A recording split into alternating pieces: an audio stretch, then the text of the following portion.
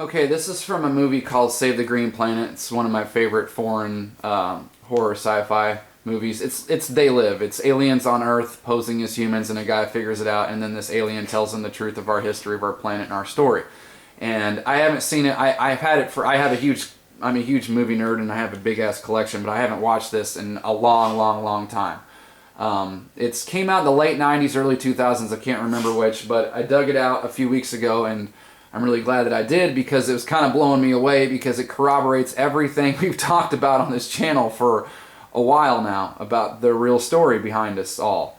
And just like a quick recap, there was an old ancient nuclear war. I think that that's corroborated by Robert Oppenheimer, the father of the atomic bomb, and he said whenever the nukes that were and atomic weapons that were used in World War II and detonated and all that stuff, it was the first time those kinds of weapons were used in modern times, meaning it's happened before.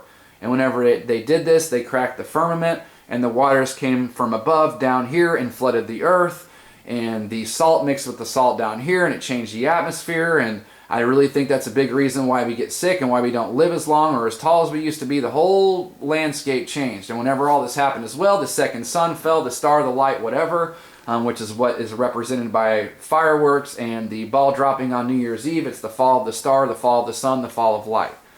Okay, so, I mean, even if you look at the Milky Way, it's called the Great Rift. Rift means crack. That thing looks like a crack. It's even called the Dark River, man. So there's got to be some truth to it. I mean, I don't know. I'm just saying.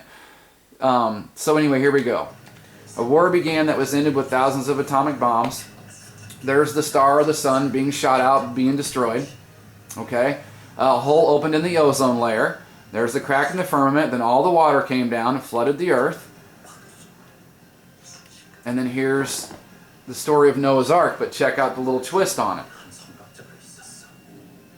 He built a huge ark with genetic samples of all the Earth's creatures, and it drifted for centuries till they found a small dry patch of land.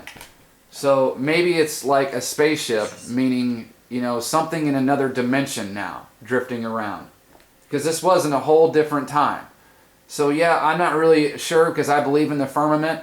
I'm not really sure how much I believe in space, but, you know, I don't know what it is, but something about this, whenever I saw this, made me think of this Black Knight satellite. And maybe that's what that thing is it's Noah's Ark in another dimension somewhere. Or maybe it's way high above in the firmament, we just can't see it. I mean, I really don't know. And they call it a satellite when it's really a ship, because it does. It looks like more any kind of damn ship than it does a satellite. You know, assuming these pictures are real. I don't know. And it's the Black Knight. You know, Knight and Noah, kind of similar, but you can absolutely connect the word black to Noah, because there's just as much evidence, if not more, that he was black, or at least the very first black albino. So either way, this movie completely corroborates everything else. Now, whether or not the Black Knight satellite is really Noah's Ark, I don't know. We'll never know.